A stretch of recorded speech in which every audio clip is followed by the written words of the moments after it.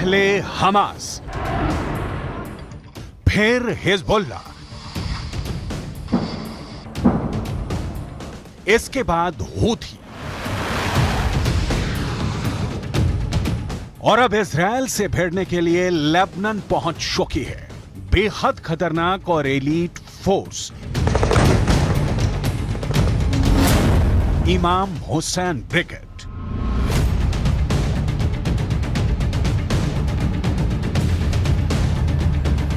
Israel के सैनिक 24 घंटे हर सेकंड आंखों में तेल डालकर इजराइल और लेबनान की बॉर्डर की सुरक्षा कर रहे हैं और ऐसे वक्त में इजराइल को एक बड़ी खबर मिली है।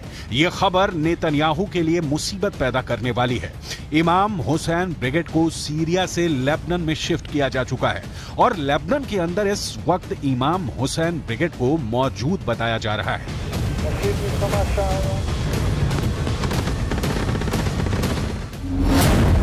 यह दावा इजराइल डिफेंस फोर्स के अरबी भाषा के प्रवक्ता अविचाई अद्राई ने एक ट्वीट के जरिए दी है। ट्वीट में लिखा गया है कि हाल के हफ्तों में इजराइल के खिलाफ हिजबुल्लाह के बुरी तरह से फेल होने के बाद अब इमाम हुसैन ब्रिगेड सीरिया से लेबनान आ गई है और इसका लीडर जुल्फिकार है। इमाम हुसैन ब्रिगेड को भी ईरान फंड करता है और दावा यह किया जाता है कि यह इमाम हुसैन ब्रिगेड ईरान के सबसे ताकतवर सेना इस्लामिक रिवॉल्यूशनरी गार्ड को रिपोर्ट करती है। इमाम हुसैन ब्रिगेड का सीधे लेबनान में पहुंचना गुरुवार को लेबनान से एक बार में लगातार 19 हमले और फिर शुक्रवार को हिजबुल्लाह के चीफ नसरुल्लाह की फायर ब्रांड स्पीच से साफ है कि मिडिल ईस्ट में अमेरिका और इजराइल के लिए खतरा बढ़ गया है। الاحتمالات في جبهتنا اللبنانية مفتوحة.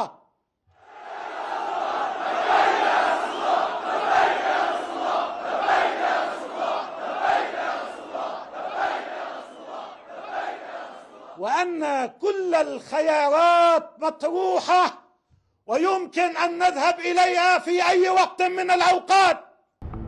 ईरान के राष्ट्रपति इब्राहिम रईसी पहले ही चेतावनी दे चुके हैं कि गाजा पट्टी को क्रॉस करके इजराइल ने रेड लाइन क्रॉस कर दी है। अगर गाजा पर ग्राउंड ऑपरेशन के दौरान हमास, फिलिस्तीन और हिजबुल्लाह ने एक साथ इजराइल पर हमला किया तो इनको रोकना इजराइल के लिए बहुत बड़ा चैलेंज बन जाएगा।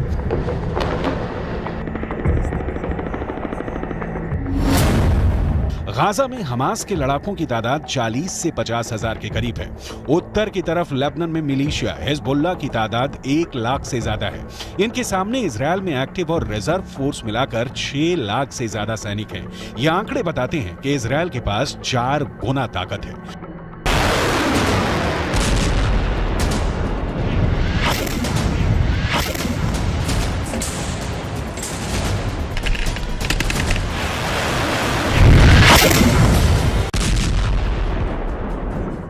लेकिन हिजबुल्लाह के चीफ नसरुल्लाह से फिर भी अमेरिका घबराता है क्योंकि नसरुल्लाह के पास अपने ओजस्वी भाषणों के जरिए बड़ा संगठन खड़ा करने की और सैनिकों में जोश भरने की अद्भुत क्षमता है।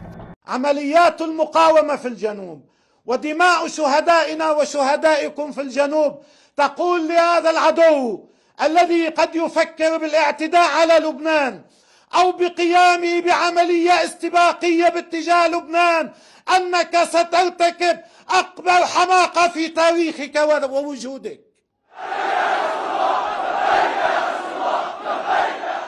सबसे बड़ी बात यह है कि हिजबुल्लाह के पास एक ट्रेंड सेना है जिस पर विजय पाना हमास से भी ज़्यादा कठिन काम है। हिजबुल्लाह के पास हथियारों का विशाल भंडार है। हिजबुल्लाह के पास गाइडेड मिसाइलें भी हैं जो इजराइल के अंदर तक मार कर सकती हैं। हिजबुल्लाह के पास एंटी टैंक मिसाइलों का बहुत बड़ा जखीरा है जिसकी वजह से इजराइल को नुकसान भी पहुंचा है। ये मिसाइल ईरान से सप्लाई की जाती रही है और ऐसी मिसाइलों का हिजबुल्लाह के पास बहुत बड़ा जखीरा है।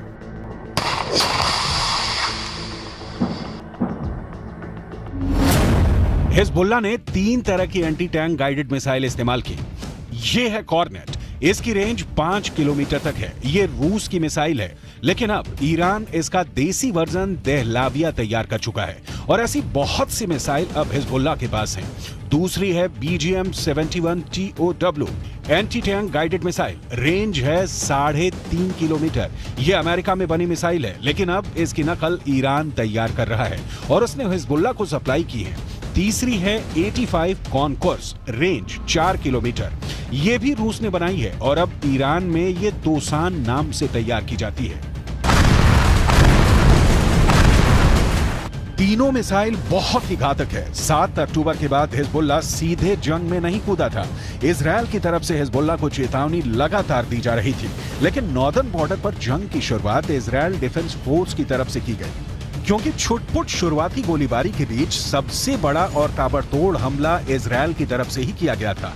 हिजबुल्लाह के लड़ाकों की मौत जब शुरू हुई, उस वक्त भी हिजबुल्लाह पसुपेश में था, क्योंकि तब तक भी उसे नसरुल्लाह की तरफ से कोई साफ आदेश नहीं मिला था। लेकिन जब गाजा के अंदर बैप्टिस्ट अस्पताल पर हमला हुआ और बड़ी संख्या में अस्पताल के अंदर लोगों की मौत हो गई, तब हिजबुल्लाह ने लड़ाई छेड़ दी। हालांकि ये फुल स्केल वॉर अभी भी नहीं है।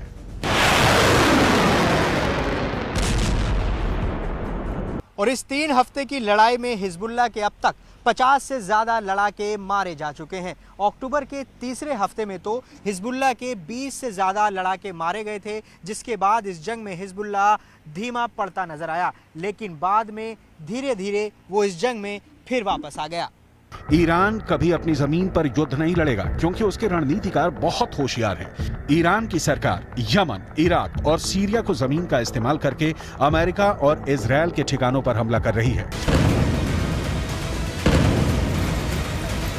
इन देशों में अपनी जड़ें जमाने के लिए ईरान ने बरसों की मेहनत की है और अब वो उसका फायदा उठाना चाहते हैं। लेबनान एक ऐसा ही देश है जो जंग की चपेट में धीरे धीरे आता जा रहा है। लेबनान के अखबार नहार नेट ने यह रिपोर्ट किया है कि इजरायल ने ब्लीडा इलाके के पूर्वी बाहरी इलाके में फास्फोरस बम से हमला किया है, जिसकी वजह से वहां मौजूद आसपास के जंगलों में भारी आग लग गई थी। इन फास्फोरस बमों से लगी आग लंबे इलाके में फैले जंगलों तक फैल गई, जिससे भारी नुकसान हुआ। इजराइल की तरफ से लगातार ये कहा जा रहा है कि लेबनान हिजबुल्लाह के कंधों पर बंदूक रखकर जंग में कूदने का जोखिम ना उठाए, क्योंकि इस बार लेबनान बहुत बुरी तरह जंग की चपेट में आएगा और फिर ये कहकर पल्ला नहीं झाड़ सकता कि इस जंग में उसे हिजबुल्लाह ने घसीटा है। इजरायल के प्रधानमंत्री बेंजामिन नेतन्याहू पहले ही ये कह चुके हैं कि लेबनान को इस बार ऐसा जवाब दिया जाएगा कि वो दूसरी जंग लड़ने के काबिल ही नहीं बचेगा। שאתם עושים פה ומה ששמעתי עכשיו מהמפקדים שלכם זה דבר חשוב מאין כמוהו. אתם הורגים אנשי חיזבאללה שמנסים לתקוף את קו החזית שלנו. אני לא יודע עכשיו, כשאני נמצא איתכם, אני לא יכול להגיד לכם כרגע אם חיזבאללה יחליט להיכנס בצורה מלאה למלחמה. नेतन्याहू के अलावा इजरायल के रक्षा मंत्री योव गैलेंट पहले ही कह चुके हैं कि इस युद्ध में इजरायल का बदला ये तय करेगा कि अगले 75 साल तक इजरायल की जमीन पर रहेगा या नहीं।